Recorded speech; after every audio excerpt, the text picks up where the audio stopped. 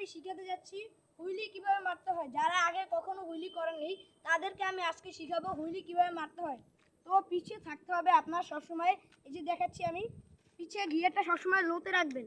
এই যে আমি উপরে উঠিয়ে দেখাচ্ছি, এই যে। আর সামনে রাখতে হবে সবসময় ছোটোটায়, যে একে বল জেলে, এই যে ছোটোটায়। আর এখন আমি হুইলি মেরে দেখাবো আপনাদের। আর আপনাদের হাইড্রোলিকটা একটু হালকা হতে হবে, যেমন এরকম। আর ব্রেকটা একটু টাইট হতে হবে এইভাবে। আর যখন আপনি পড়ে যেতে যাবেন তখন পিছের ব্রেকটা হালকা প্রেস করবেন। আমি দেখাচ্ছি কীভাবে হুইলি মারতে হয়।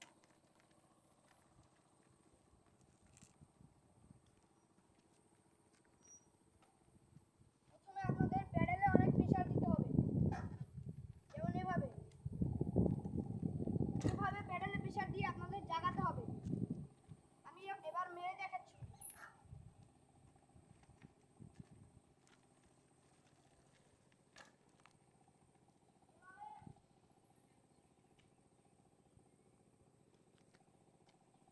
এভাবে আপনারা সহজভাবে হুইলি মারতে পারবেন।